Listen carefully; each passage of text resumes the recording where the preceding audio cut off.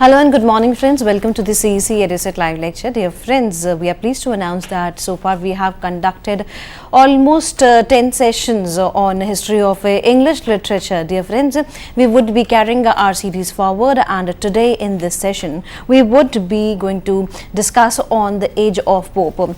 In the two halves we would be talking on the revival of classical poetics as well as Pope and his contemporary satirists. So dear friends, I would like to tell you all that for this very discussion on Pope, we have once again within our studios Professor Bhim Singh Dahiya. Professor Bhim Singh Dahiya is the author of A New History of English Literature. He has students as well as he is admired by scholars, academicians and students worldwide. So dear friends, I would like to welcome our guest Professor Bhim Singh Dahiya, under whose able guidance we would be discussing and talking on the age of Pope. In the first half, definitely we would be talking on the revival of classical poetics. So, I would like to welcome Professor Bhim Singh Dahiya. Thank you. Well, we shall discuss in this lecture the age of Pope, which roughly was the early half or the first half of the 18th century. Just as Dryden comes in the 17th, Pope in the 18th, first half and second half age of Johnson. That's how it goes. So beginning of the neoclassical period or neoclassical movement or neoclassical dominance in literature, poetry and prose together. So that begins with Dryden and ends with Johnson. Pope comes in between, and Pope comes after 2-3 movements which we have not taken up in details, but we can briefly have a look back on what comes between Dryden and Pope. Well, one was Milton in the 17th century, and the other metaphysical poets done to marvel. And the third was the Cavalier poets, where you have Herrick as the main poet. One thing common among these three was a certain type of conservatism they had. Like Cavalier poets were loyal to the king. Milton and the metaphysicals, they were loyal to Christianity in their own different ways. But among the three, the common factor remains their conservatism, their unpreparedness to open and to think for themselves rationally, following reason, logic, and so on. So all that is not acceptable to them. Now, when you come to the age of Pope, another thing has also happened. Meanwhile, social scientists have emerged who wrote significant, important books on man and society. That humans are social animals, and therefore, as Pope says in one of his poems, the proper study of mankind is man. They should not dare scan God. They should not be looking into the skies. They better look down on earth, on their feet, and see where they stand and what is their place in this large universe. In other words, in the age of Pope, the outlook was confined to the social activities, man in society, not man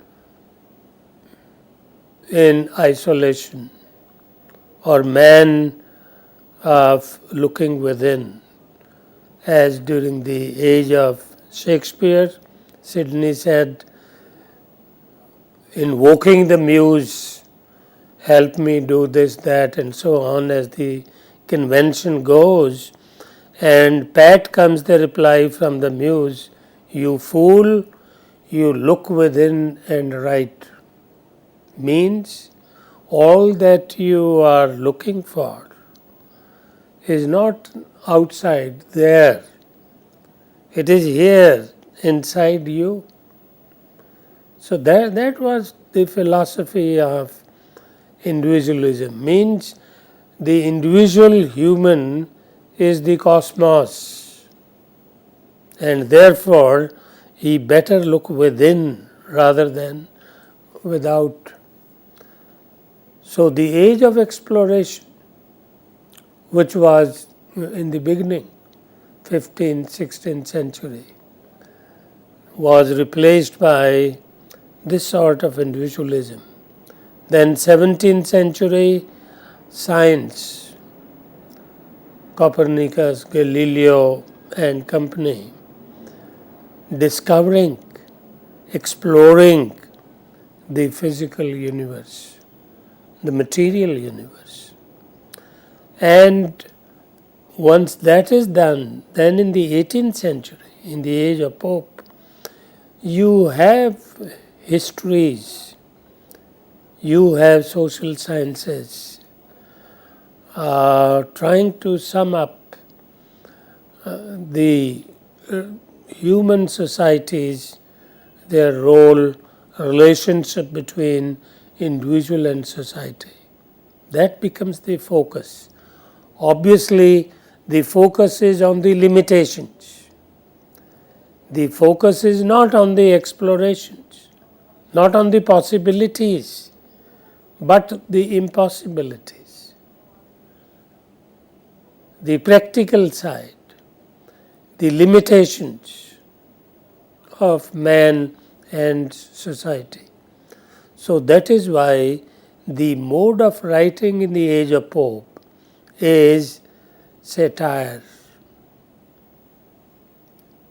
Even verse, that is poetry. Even in poetry, it is versification of the satire. So satire is central, which had begun in the age of Dryden, but now it is at its peak, at the highest point. It has been carried to almost perfection by Pope and his contemporaries. So even when Pope is writing poems, they are actually versification of his satires. So satirical poetry, focuses your interest on what is being said. There are hardly events, action. It is more of talking, it is more of dialogue and more of wit, the manner.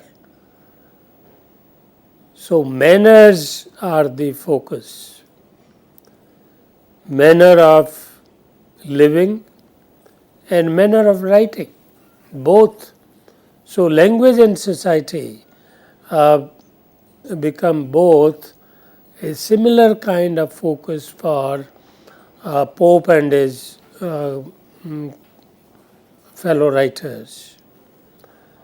So it is this that we look for and like Pope wrote a few poems, the most important of which you know, The Rape of the Lock, where you have a small thing blown out of proportions, the cutting of a lady's lock of hair, which becomes a point of dispute between the two families, and the quarrel between the two families is described in heroic terms. That is why this poetry of Dryden and Pope, or neoclassical poetry, satirical poetry, is called the mock heroic. It is not heroic proper. Heroic proper is epic poetry, where genuine heroes they fight battles, and the events of their life become the subject of poetry.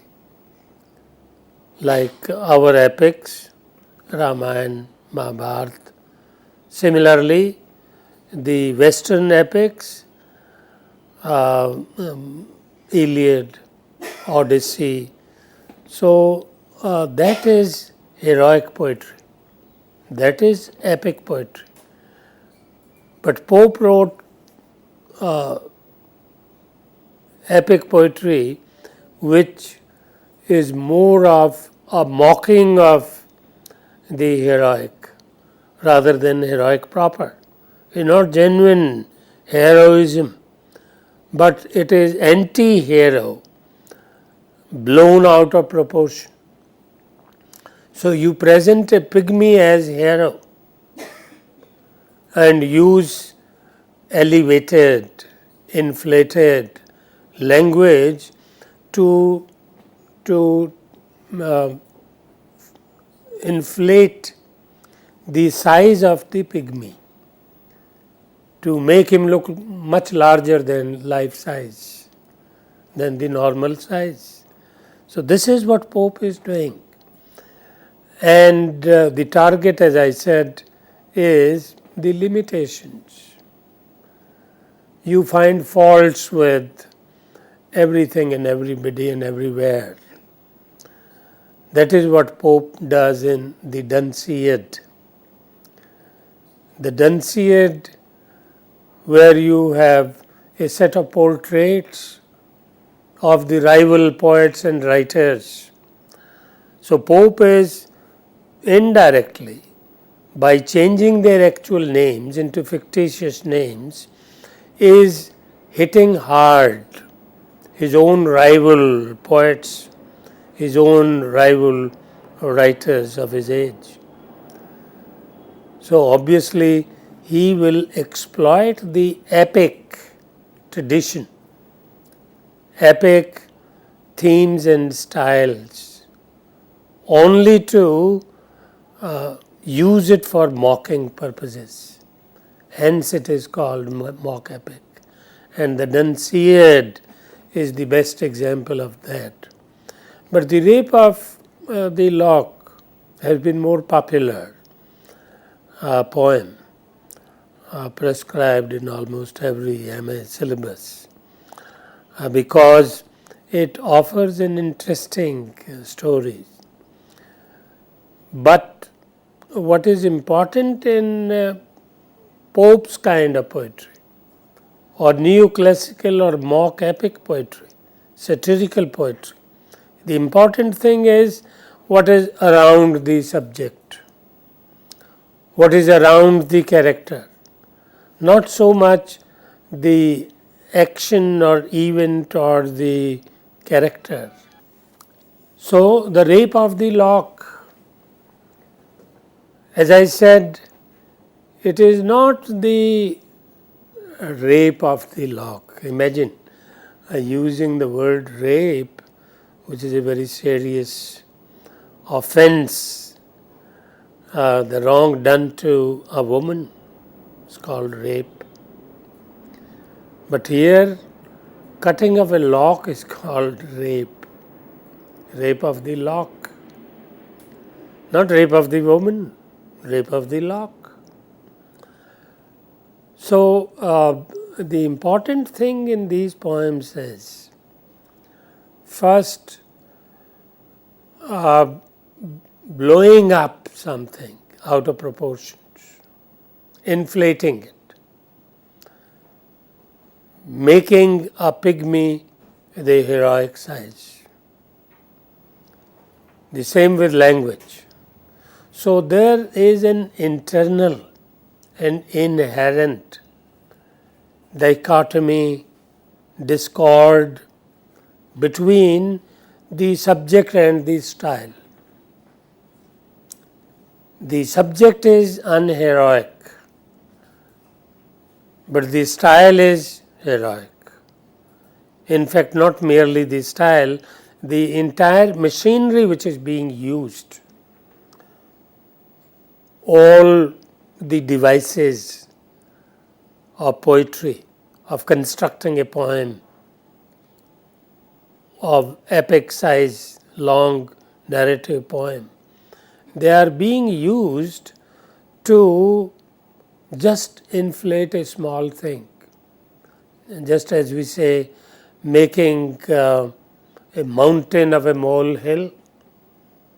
So, that is what the mock epic style does, making a mountain of a molehill. And that is precisely what Pope does in the Rape of the Lock. A small incident, a stray incident, something not representative of the society as such, done some irresponsible act by a young man, and that becomes such a serious subject that you write in the epic tradition. But he is doing it deliberately, creating that comical and satirical gap between the subject and style. Style is like the heavy and very elaborate garments put on the body of a dwarf. A small size joker, clown, wearing those royal robes. That is the nature of mock epic poetry. That is the nature of the satirical poetry. So, Pope has done that in the Rape of the Lock. He has done that in the Dunciad, where he is hitting a large number of people, rivals. And similarly, Pope wrote what he calls essay on man, essay on nature. It is not really an essay, it is not in prose, it is in poetry. So, writing essays in poetry, that again was typical or peculiar of the neoclassical poets, Dryden to Pope and to Johnson. So, essay on man, and a few lines will indicate what Pope does in these poems, what kind of poetry he writes. For example, should such a man, too fond to value alone, to rule alone, bear like the Turk, no brother near the throne, view him with scornful yet with jealous eyes, and hate for arts that caused himself to rise. Damn with faint praise, assent with civil leer, and without sneering, teach the rest to sneer. Willing to wound and yet afraid to strike, just hint a fault and hesitate, dislike. So this kind of balancing of the opposites, and something wanting to do but not doing it, again creating a dichotomy between your wish and your performance. So it is this kind of conflict and discord which are reconciled through wit. The reconciliation of the opposites through the power of wit, power of language, playing upon words, playing upon sentiments, playing upon what seemingly looks a set of oppositions. But all those oppositions are resolved into comical solutions. So and that's what Pope is doing. And similarly, you have many such powerful lines, and the Duncius, as I said, and essay on man, that defines the overall view of the neoclassical poets and writers about man and society. Look here, for example. As when the long-eared, milky mothers wait. Look at the way he describes cows. When the long-eared, milky mothers wait. So that could have been said with one word as cow, but no, he has to make it comical. As when the long-eared, milky mothers wait at some sick miser's triple bolted gate. At some sick miser's triple bolted gate. These poor cows may be waiting at the door of the miser, that somebody will come out and give them something to eat. But then it is the door, the house of a miser who has thrice bolted his door. So there is no question of opening, nothing coming out for eating. For moan so loud that all the guild awake. So poor cows can't do a thing. They can only cry hoarse. So they make loud sounds only to expect response from the house, from within the house, that somebody will open the door. But no. So sighs Sir Gilbert. So Sir Gilbert is compared to these cows. So that is how Pope makes fun of whoever he wants to satirize, whoever he wants to hit. So using, as I said, the epic style, the epic machinery for ridiculing, not for elevating, but pulling it down further, the small, limited things about human nature, about human society. So that is what Essay on Man is about. And look what he says about writing.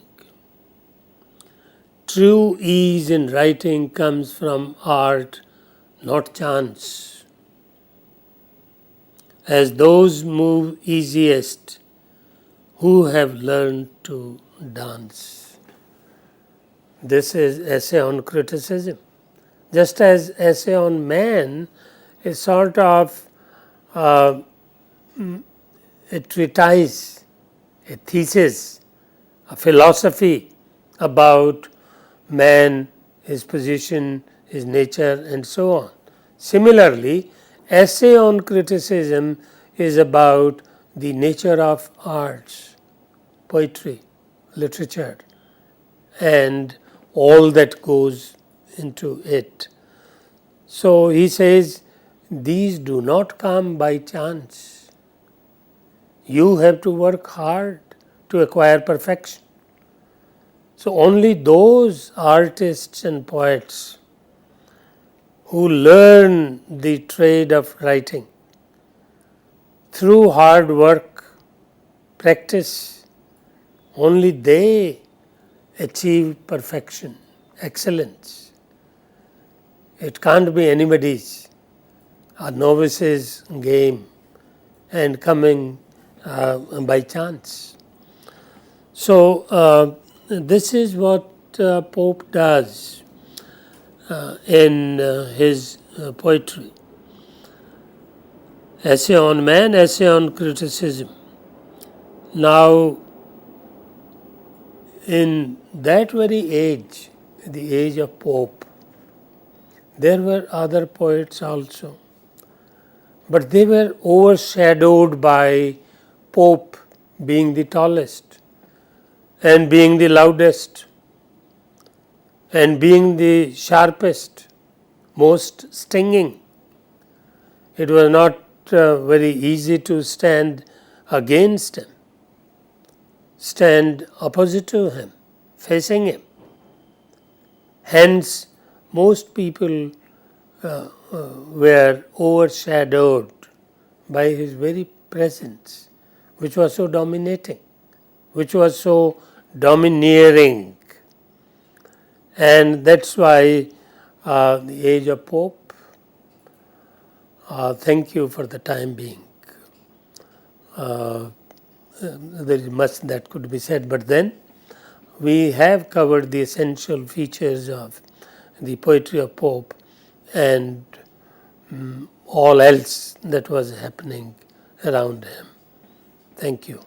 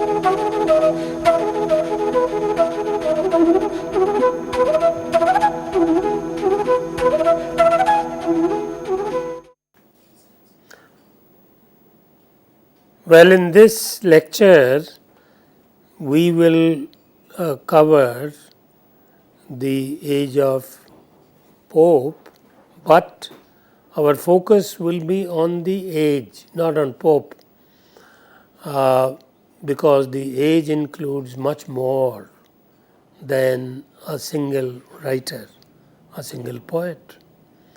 There were other poets, There were other kinds of writing, like the essay, even the novel had come up, drama. So all that need to be included, to be covered. When we say the age of Pope, we mean all that, not just Pope.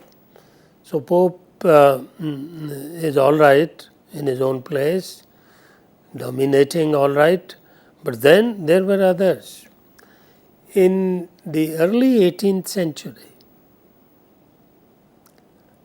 in fact, part of the 17th and then 18th, between Dryden and Pope, some important books had come out. Books of social sciences, which had their impact on the thinking of these poets, on the thinking of everybody at the time. So every age has its own outlook on things. One thing or a set of things, they come to dominate an age, and they determine the way you will be looking at the world, the way you will be facing it, your individual life as well as the collective life of the people on the earth. So one of the important books that came out was The Decline and Fall of the Roman Empire,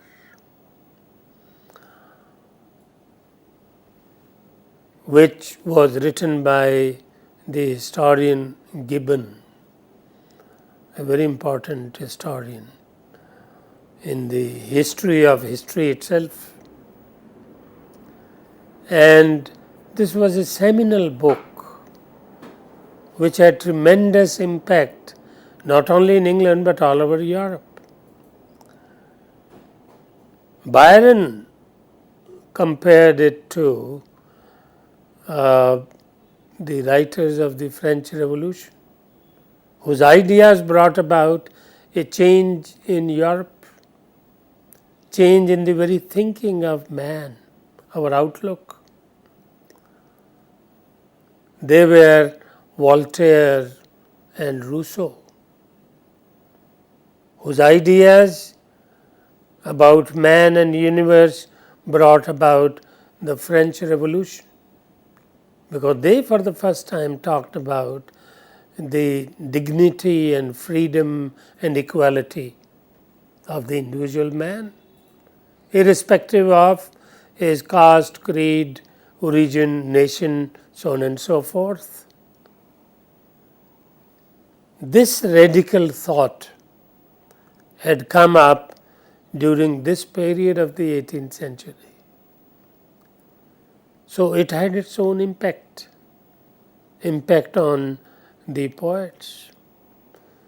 So the important writers besides Gibbon, who wrote similar books on the subject of social sciences, one was Thomas Hobbes, who emphasized sense as being the central agency or power of man. Imagine, for the first time, it is the human sense, your own common sense, which is being brought into the center. Before that, during the entire medieval period of over 1000 years, what was at the center? God's will.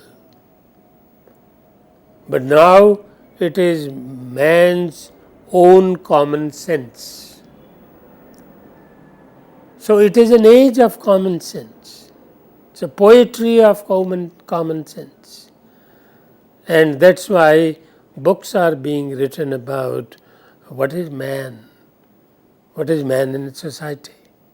What are his limitations? What are his responsibilities? So Thomas Hobbes emphasized sense, human sense being central to his life and life of society. Then there was John Locke.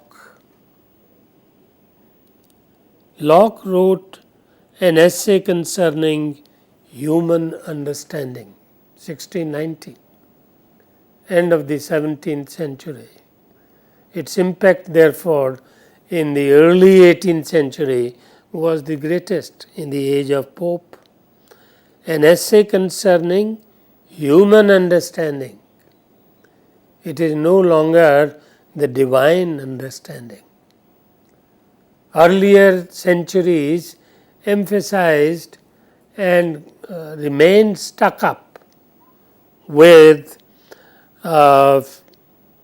the divine understanding.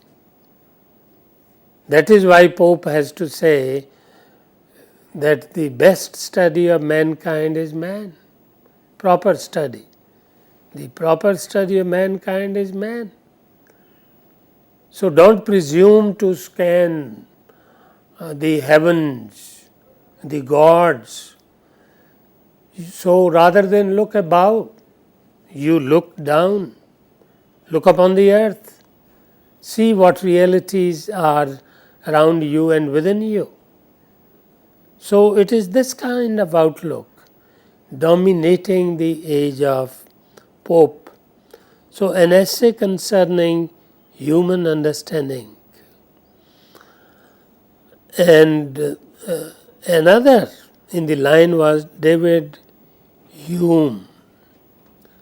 So David Hume wrote again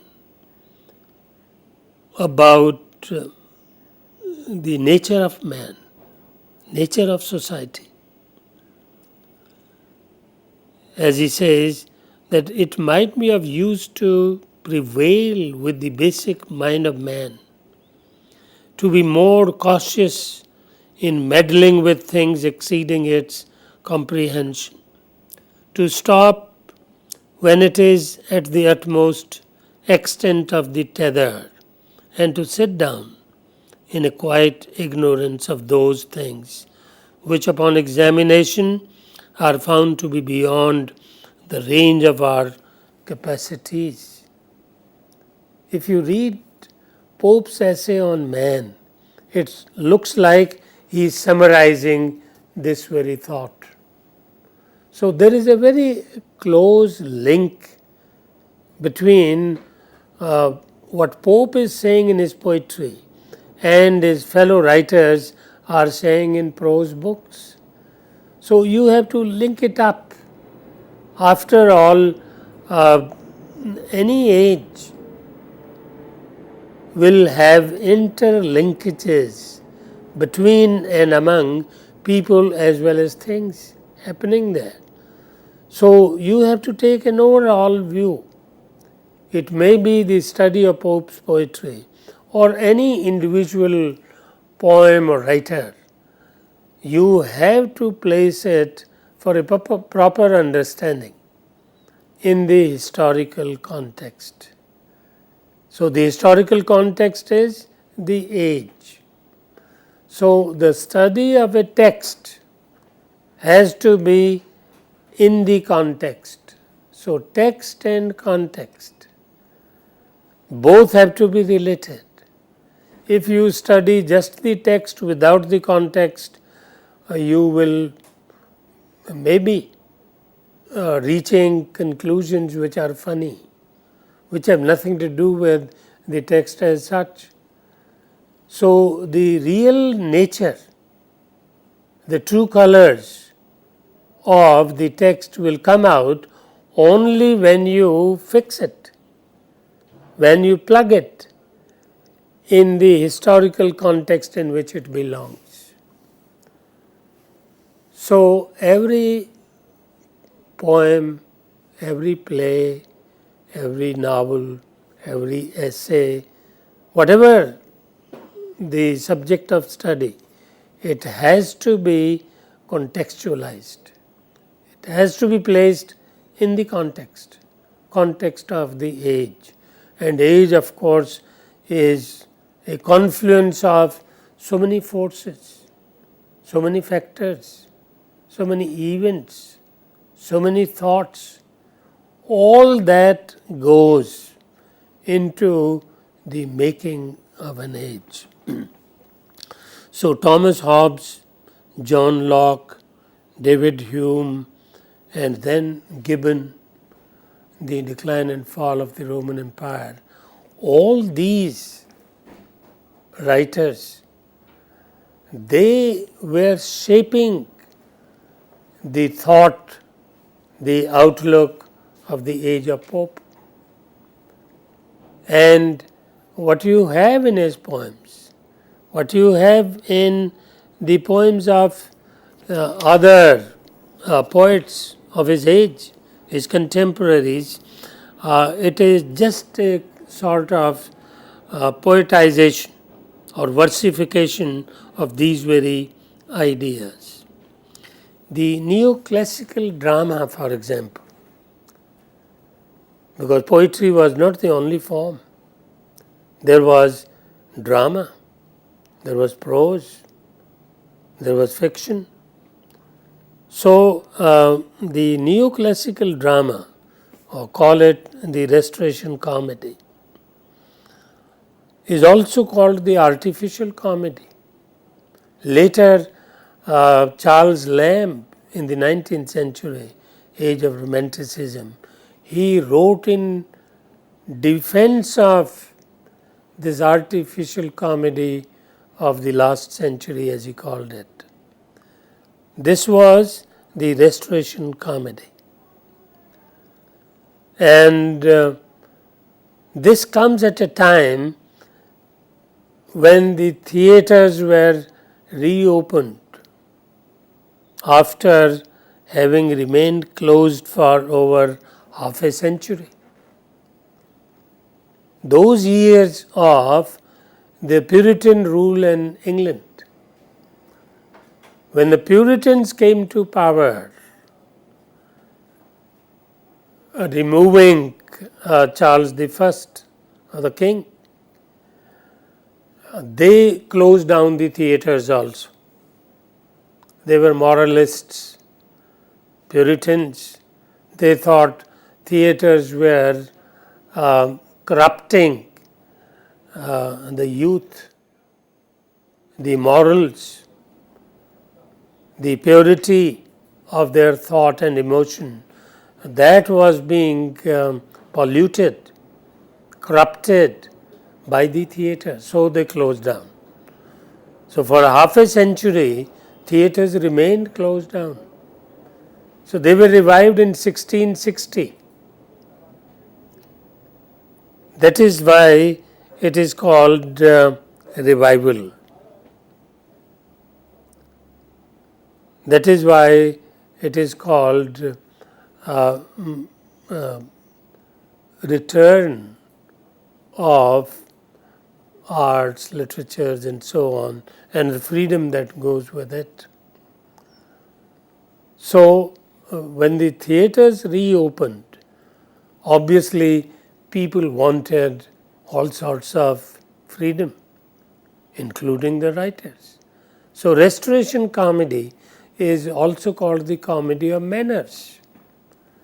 So, by the time, as I said, the outlook of man had narrowed down to life around, life on earth, material life, social life, as you live it from morning until evening. It is this life which becomes the subject of literature, be it poetry, be it drama. So, highly restricted, highly confined, and confined to a very narrow view of man and his world. It is this that you have in Pope, that narrow outlook. and in the poetry of his contemporaries. So, drama, which was again written in poetic form, so that was all the more disadvantaged because it still continued to be written in rhymed verse, rhymed couplets. So, that makes it highly artificial, because people in the street or people in the theatres who go to watch performances on the stage, they don't speak in rhymed verse. In fact, they don't speak in verse at all, they speak prose. So, the artificial nature of the comedy of manners, one reason was this, the medium. The second reason was that it confined itself to the life of clubs and coffee houses, because they had come up for the first time, and the age of Pope, 18th century, came to be known as the age of clubs and coffee houses. So, people will go to bars and coffee houses and pass time and gossip there. So, obviously, it is the surface life, very artificial life, which becomes the order of the day. And it is this very life which Pope pictures or depicts in the Rape of the Lock or the Dunciad.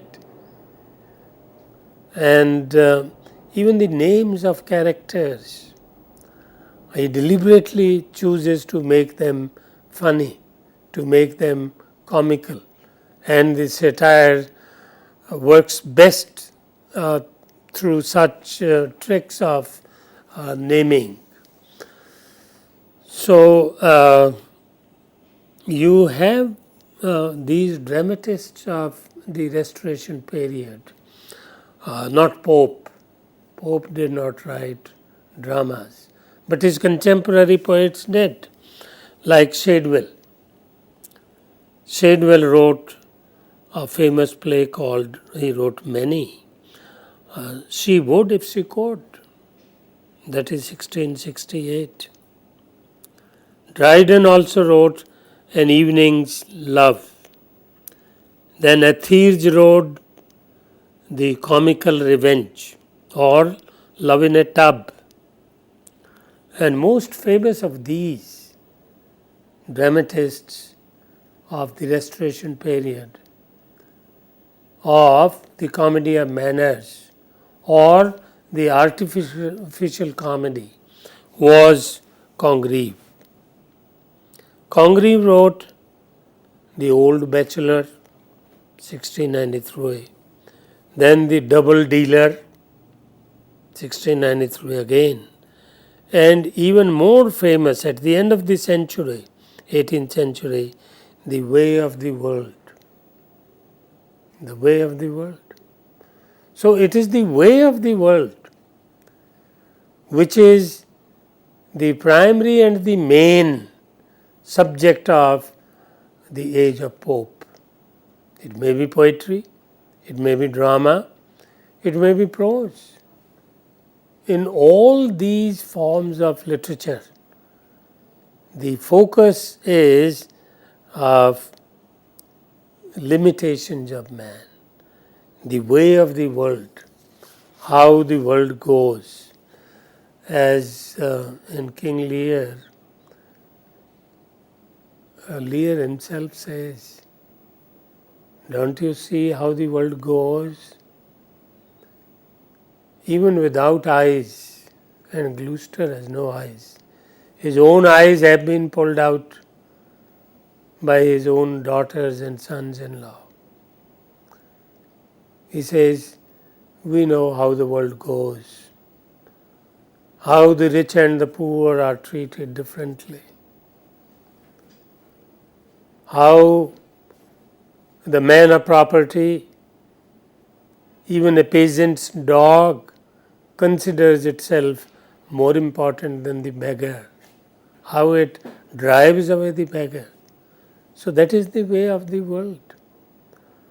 So no longer the explorations which are spiritual or even moral. It is this focus of day-to-day life, focus of the material life, social life, political life, which are the stuff of literature in the age of Pope. Another writer was Jeremy Collier in the age of Pope. Jeremy, Jeremy Collier.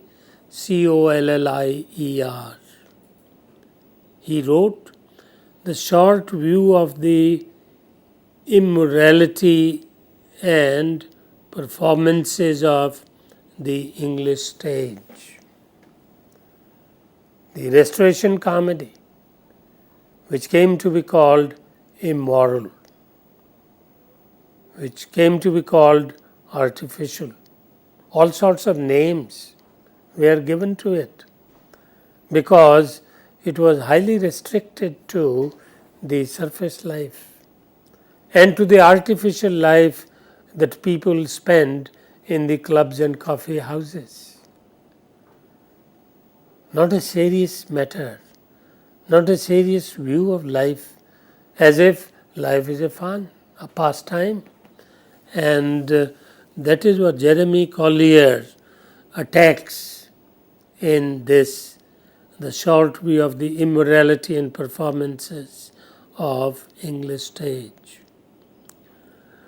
Charles Lamb, of course, puts up a defense against this attack later when he writes in his On the Artificial Comedy of the Last Century, 1823, early 19th century. So look at the kind of characters that you have in these plays, Restoration Comedy.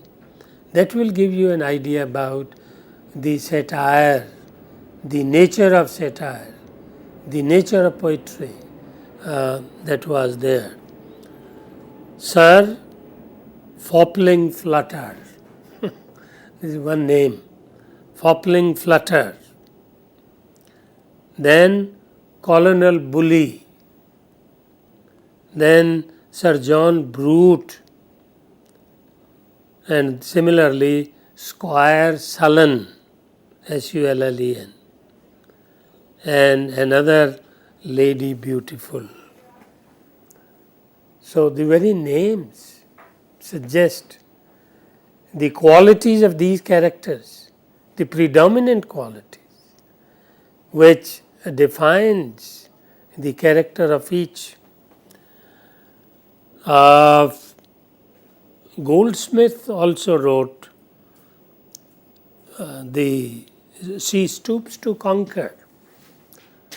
But this drama is slightly different from the Comedy of Manners. It is not artificial. Here you have the drama of sentiment. It is not artificial, serious, and morally committed, inclined. So Sheridan wrote She Stoops to Conquer, a satire again on the club going women. This is by Goldsmith, She Stoops to Conquer, and Sheridan, The School for Scandal. Both came in the 70s. So School for Scandal and She Stoops to Conquer. So you can imagine from these titles and from the names of characters, the kind of stuff it deals with. It may be drama, it may be poetry. In both, the common thing is satire.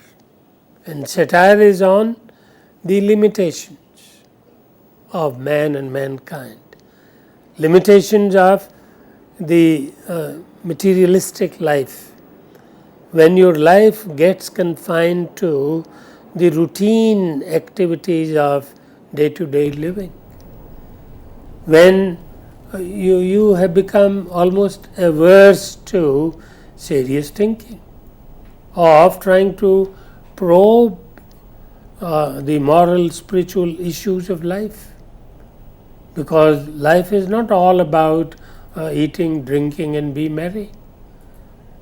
So these clubs and coffee houses, that culture promotes only that surface life, materialistic life, false life, and hence it is this which becomes the subject of satire for Pope and his contemporaries. I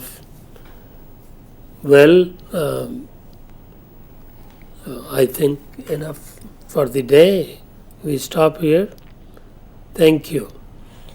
With this note, thank you, sir. Thank you so very much. Today we had a very, very vivacious session where we tried to know about the age of Pope. Dear friends, if you want to give your feedback regarding this particular lecture, then you can mail us at info.cc@nic.in. And for accessing this lecture, you can definitely search this lecture on YouTube very soon, as we are going to upload it for you. Access this lecture, see this lecture the number of times you wanted, and afterwards, if you feel so that you want to ask a question, then you can mail us at info.cc@nic.in. And dear friends, we would like to tell you all that all the lectures concerning to the history of English literature are there for you on YouTube. So you can see those lectures in chronology, and afterwards also, if you feel that yes, you have missed something or you want to have a lecture on particular topic, then also you can mail us. Tomorrow we would be talking on the age of Johnson. We believe that you might have liked this lecture. So we would be meeting again tomorrow. Till then, take care. Goodbye. Have a nice day. Thank you, sir. Thank you so very much.